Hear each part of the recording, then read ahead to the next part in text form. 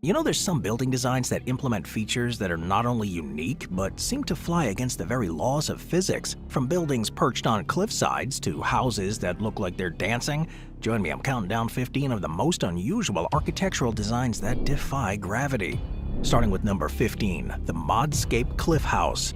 Nothing quite beats an ocean view, but few are willing to go to the lengths taken by the Modscape Cliff House to get it. While just a concept, the idea behind this 5-story ultra-modern home is to secure it by driving a series of steel pins driven into the cliff. These steel pins would hold up 5 stories of a glass home, which would include a top-floor garage and an expansive set of living, dining, and bedroom spaces, with a spa and barbecue being located on the bottom floor. However, likely, due to potential longevity issues surrounding the cliff erosion, this concept has really never been put into practice. Number 14, the Timmelsjoek Pass Museum. So if you're willing to venture high spas and pools, the glass bottom pool on the rooftop of Market Square Tower in Houston, Texas, takes things to a whole new level. This clear glass pool juts about 3 meters over the edge of the apartment and above the city streets below.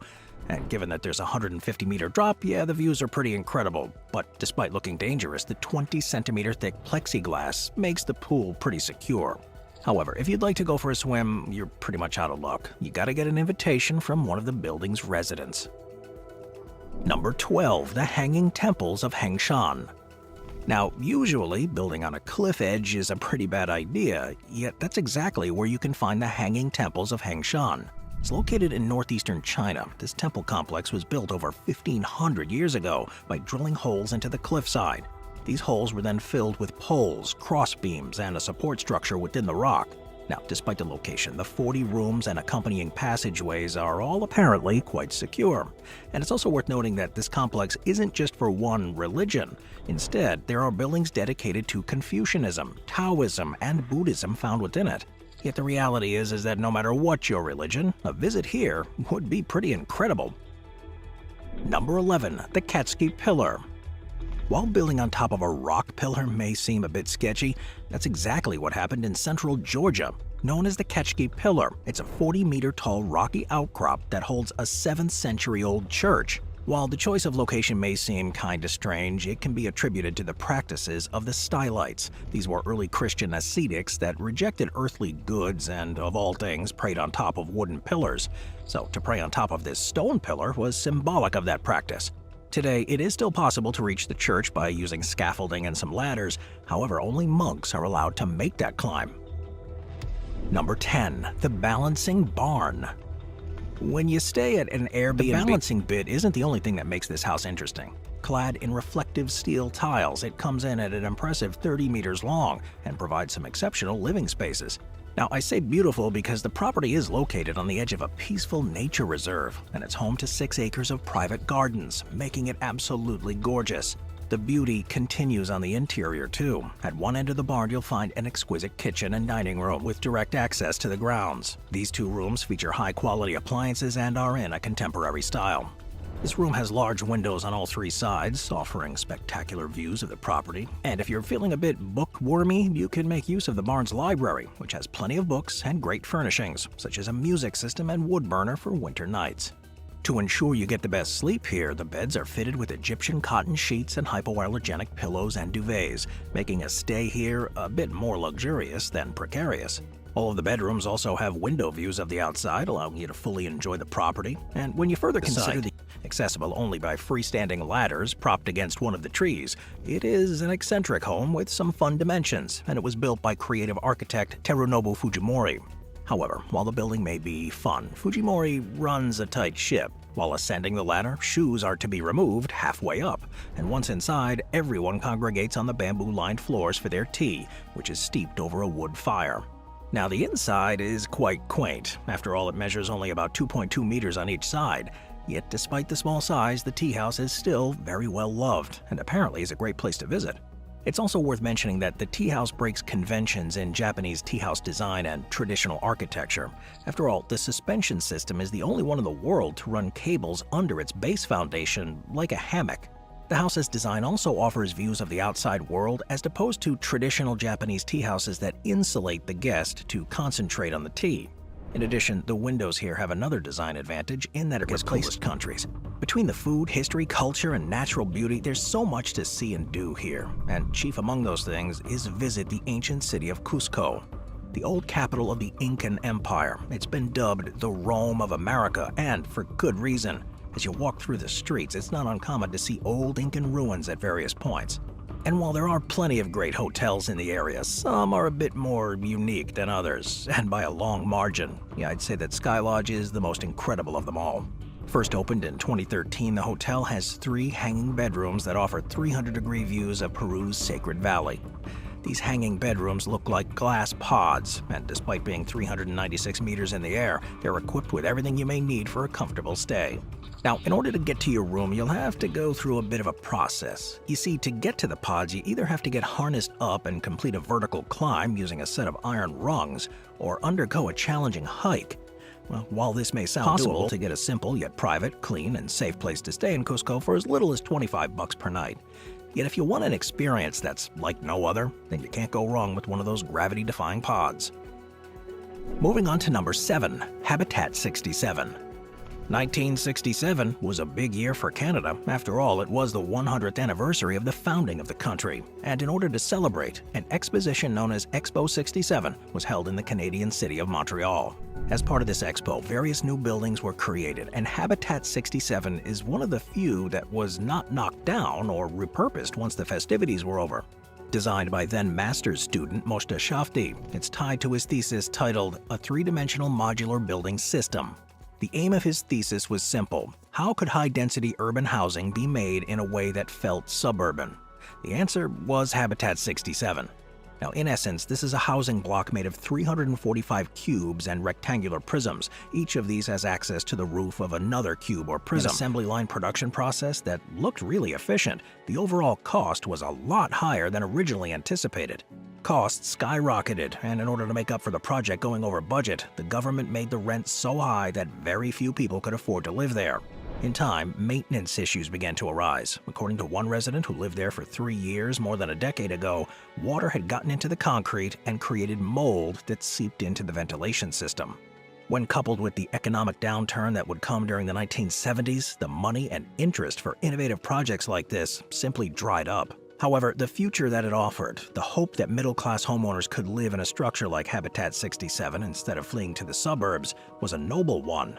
And while this dream may have more or less died, at the very least, architect Safti was able to benefit from his attempt. Habitat 67 gave him an international acclaim, and to date, he's designed over 75 buildings around the world. And furthermore, as cities continue to evolve, perhaps his ideas will one day be a stunning yet very precarious position, and its history shows that it's far from safe. You see, the rock that the Drina River House stands on used to be a resting place. More specifically, it was commonly used by swimmers as a place to stop between either continuing to swim across to the other side or as a marker to return back to the bank from which they came. However, in 1968, the rock changed forever when a group of local boys created a river house on it as a fun summer project. However, by the fall, the river had washed away their simple wooden cabin. Despite this high water, ever since the locals have worked together to make sure that the Drina River always has a wood cabin on it.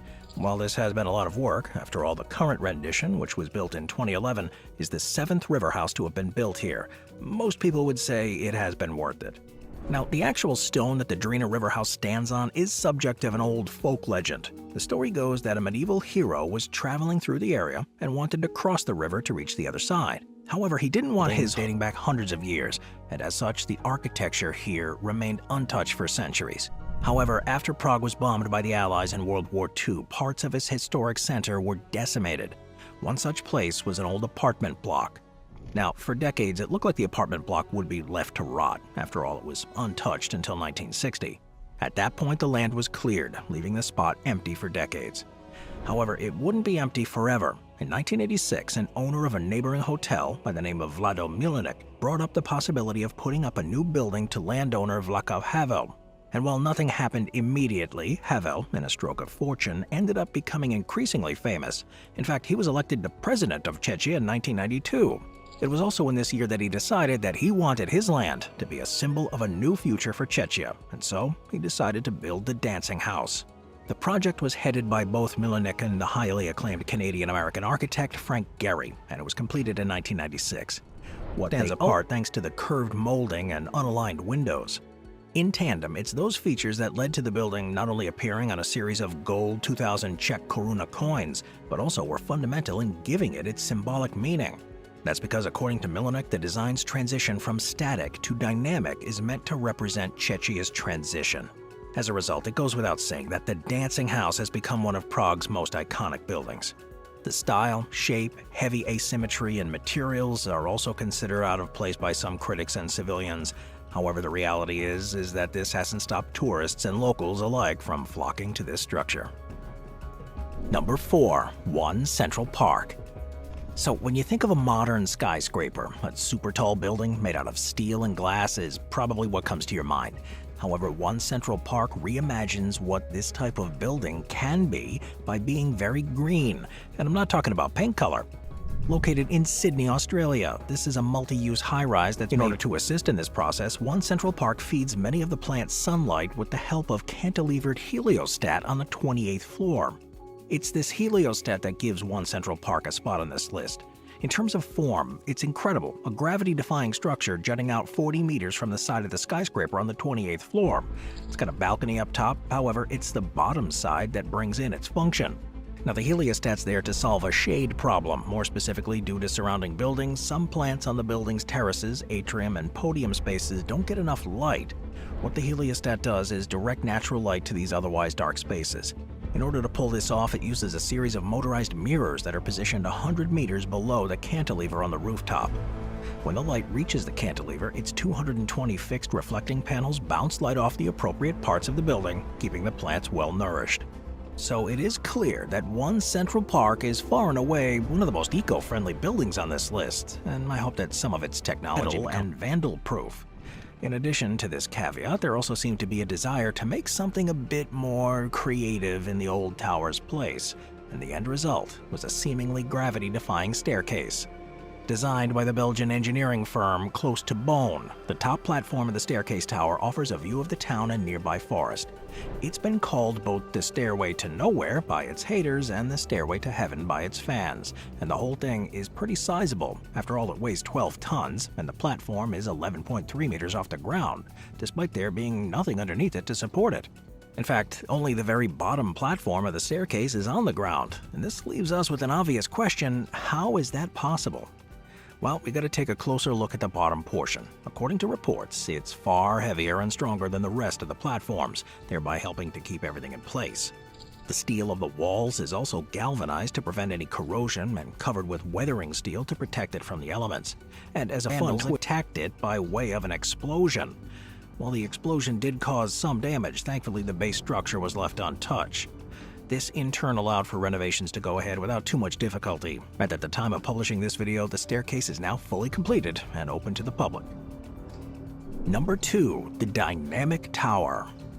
Unfortunately, the Dynamic Tower was never built. However, had it been constructed, it could have completely revolutionized the way we create skyscrapers. Now, generally speaking, most buildings stay in one place, and that's for good reason. After all, any amount of unnecessary movement could cause it to lose balance and topple over. However, the Dynamic Tower was supposed to be different. That's because it was designed to purposefully move from side to side. Now, this 420-meter tall building was designed back in the mid-2000s, with the idea being that it would be an 80-floor apartment block with moving floors. These would spin 360 degrees around a central elevator at the axis. The plan was for the tower to move about 6 meters per each floor with a special patented connection for clean water based on technology to refuel airplanes mid-flight.